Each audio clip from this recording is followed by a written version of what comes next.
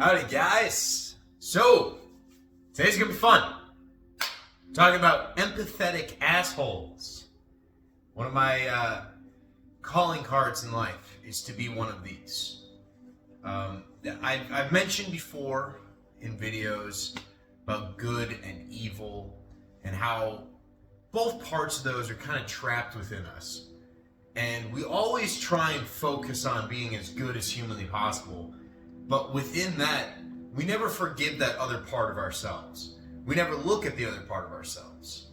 We never truly integrate that darkness into our lives. Nor are we appreciative, nor are we grateful for the people in our lives that have treated us poorly. I know that's probably a hot topic button to say, oh, the evil people in my life, the people that put me down, the people that said I couldn't do what I want to do, those are good people? Yes.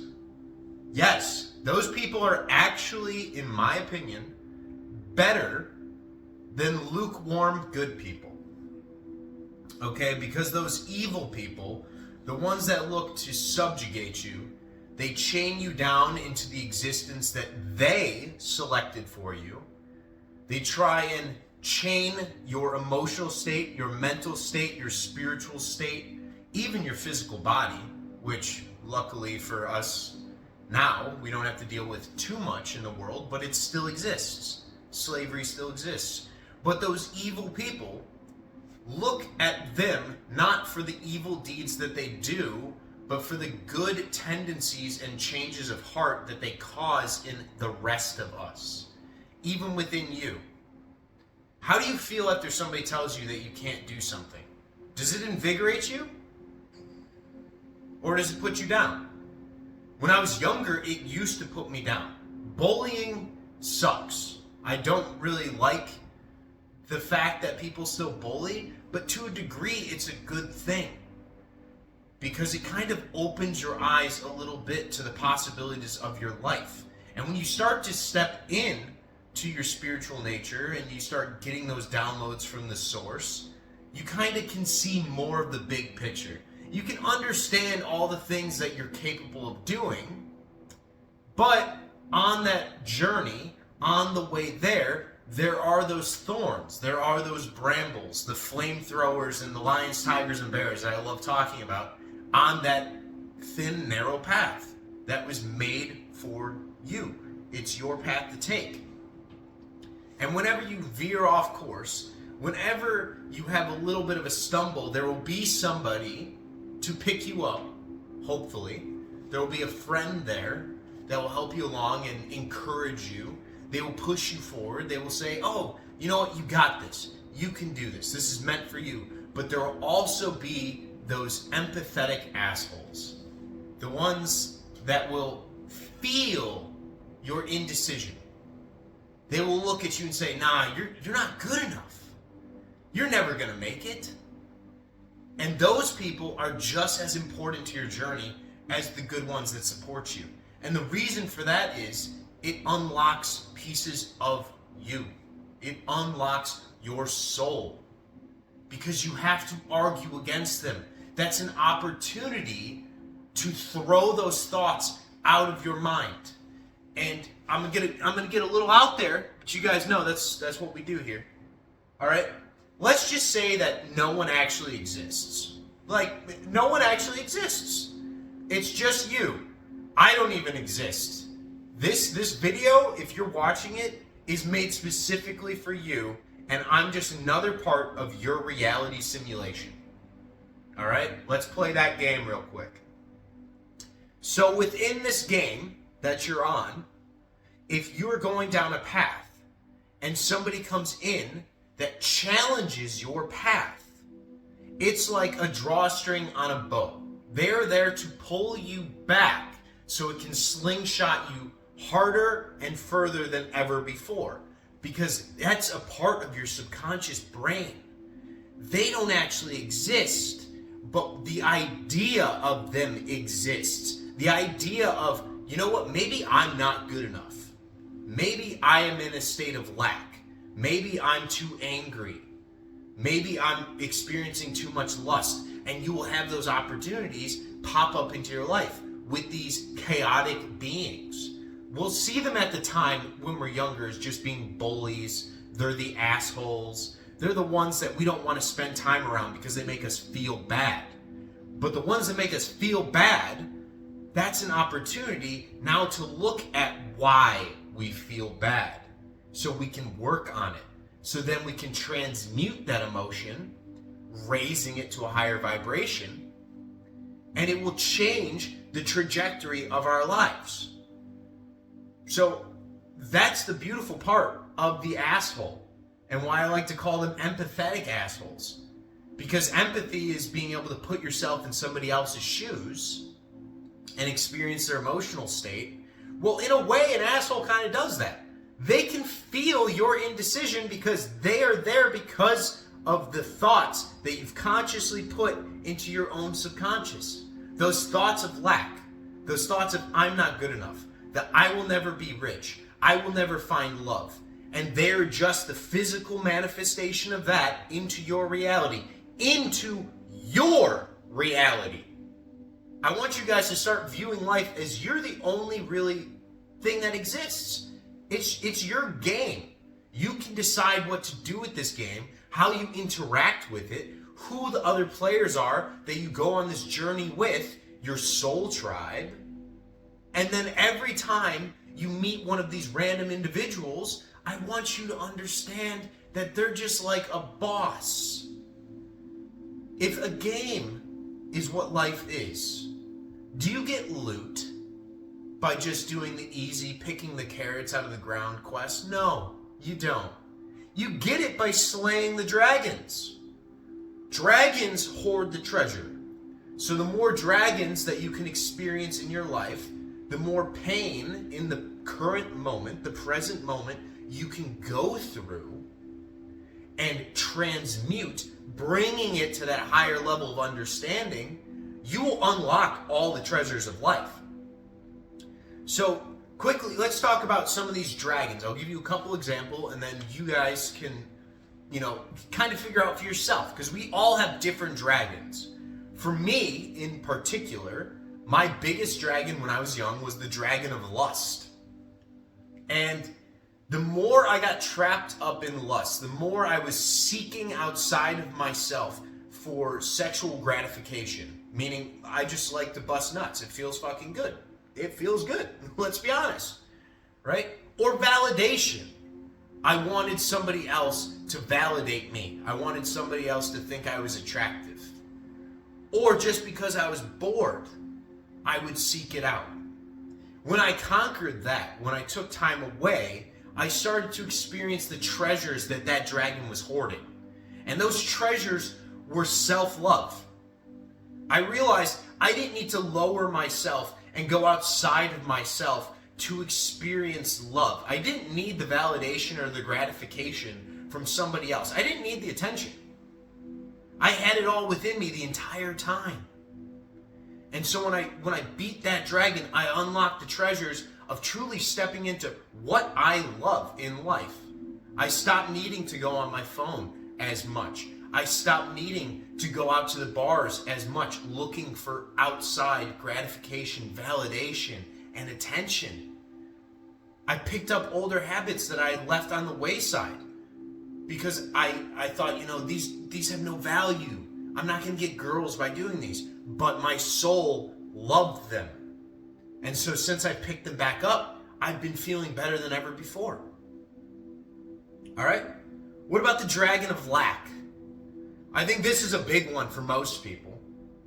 They view life and they think it's what would you call it? A net zero game where if there's a giant positive, there has to be a giant negative. For somebody to win, somebody has to lose.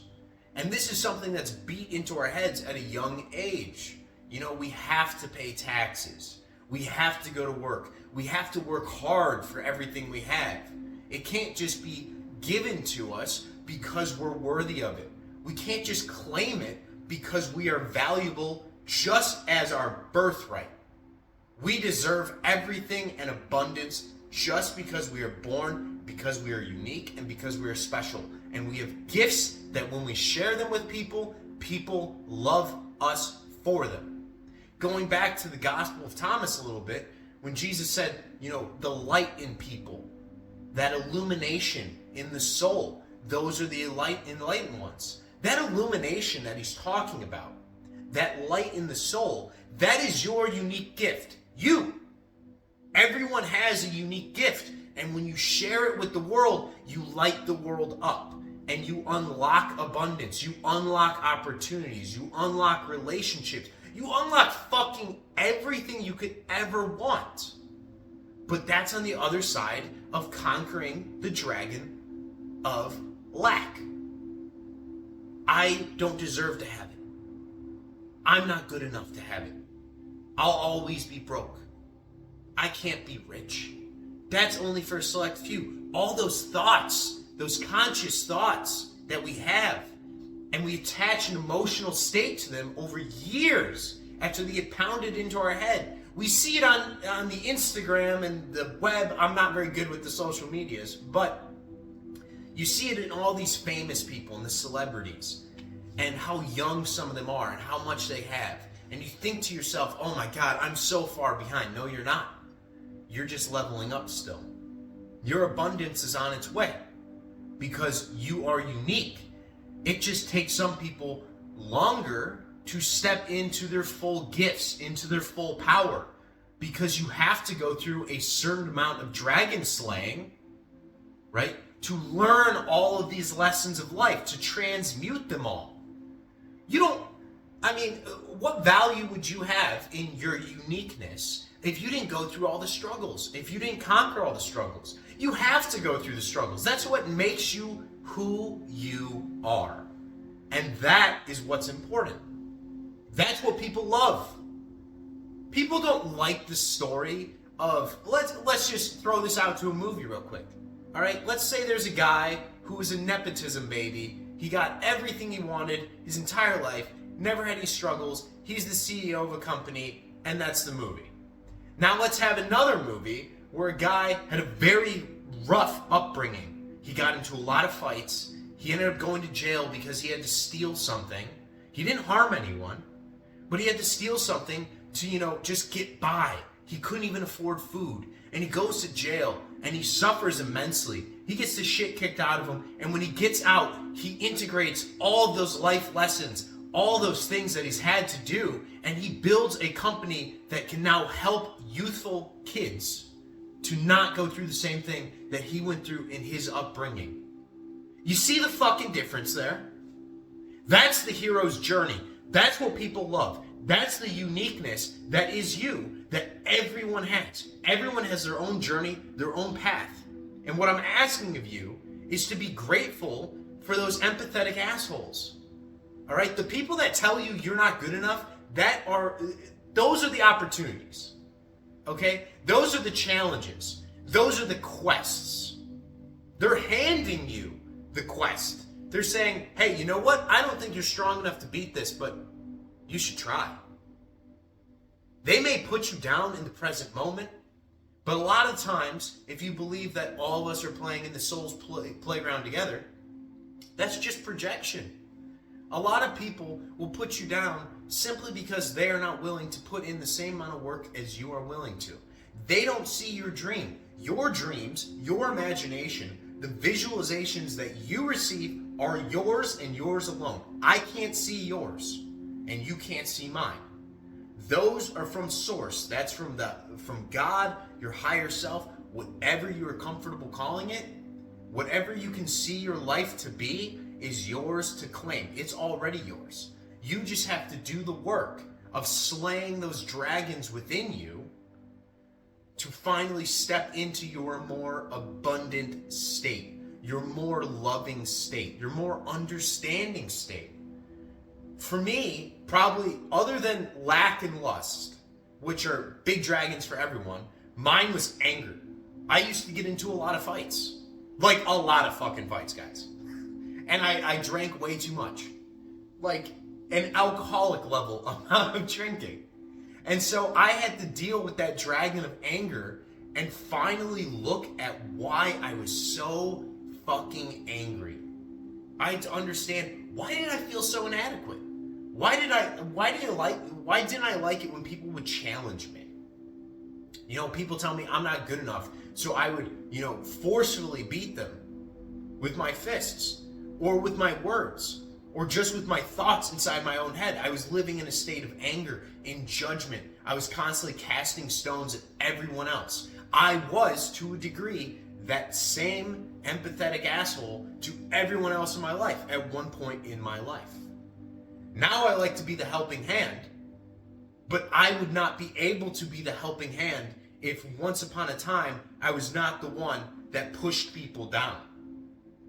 The only difference is now I learned to flip my hand upside down and say, take my hand, instead of pushing people down. That same anger led me to discover the inadequacies of my own soul, my deepest, darkest urges. Some of the reasons I was angry all the time was because I didn't think I was good enough. And when other people pointed that out about me, I felt attacked. And instead of dealing with that emotion of lack, of anger, of just, I don't even know how to describe it, but just, I didn't feel good because I knew they were right. I knew I could be more, and I refused to step into it. So I pushed everyone else away. And when I finally cured that anger in me, when I finally stepped into my power, and I finally started to look in myself, down in my soul, at my dark desires, my deepest desires of what I could become in my life, and I started stepping towards them, my anger disappeared. I wasn't angry anymore because I was finally being my fucking self for once. Instead of just putting on all these masks, trying to please everyone else around me, and being a lukewarm, good person. I think one of the worst things you could be is being a lukewarm, good person. I mean, yes, you're good, you're not going to harm anybody, but you'll be a bystander to other people being harmed because you won't be capable of violence. Regular good people are not capable of the evil acts. Whereas what I want from everyone is to integrate the darkness within themselves so they can ascend to a state of being purely good. That doesn't mean that you're always in service to others. It means you can serve yourself, but you have to serve yourself first before you can serve other people. You can't just always give all of your energy out to other people. You can't do that. There are points in your life, there are seasons in your life where you need to serve yourself first. You need to decide, hey, you know what? I'm going to shut it down for a bit. I'm going to work on me. And if people need me, they need my energy, they need my time, well, you know what? Take a little sticker. I'll call you when it's your time to come. All right? But for right now, it's about me. And through those times, through that understanding that you gain when you work on yourself, when you start to integrate your dark side, when you understand what you're actually seeing in your visions, and you start to work towards them, and you start to work on the things that piss you off, all those dragons that I was referencing before, those are the things that really bother you. On the other side of the things that bother you the most, hold all the treasures you could possibly want for the rest of your life. All right, guys, so take it as it is. Start to look at the dragons in your life, the emotions that rise up within your soul. When you start to get upset, when you start to feel that voice come up that says you're not good enough, all right, that you don't deserve things, that you will never get your dreams, that you should just go and try and get a good paying job and give up on them. I want you to start looking at them and tell them no. And ask them why. Why are you here? How do you serve me? And what treasures are you fucking hiding underneath your scaly belly? Start to deal with them. Transmute them. Light them on fire. And through the fiery ashes, you will rise again. A new person. You will be reincarnated in the same lifetime. You can reincarnate as many times as you want. All it is a change in consciousness. So start to dive deep into the hells of the subconscious and rework it using the power of source from above. Go in there with your visions and say, this is my reality now. Use that as the divine light to expose the darkness. Integrate that darkness. Work with that darkness and become the Dark Knight. You know, Batman is the GOAT, but he has a lot of darkness within himself. Okay? And so do you. So do I. Work on integrating it so then you can use it to serve others and to serve yourself.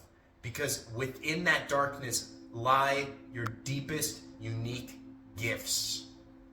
I promise you of that. They're all trapped in there. They're just being hoarded by dragons. And it's your job to pick up the sword and go start to fucking slay these things. Alright? Love you guys. I will talk to you next time.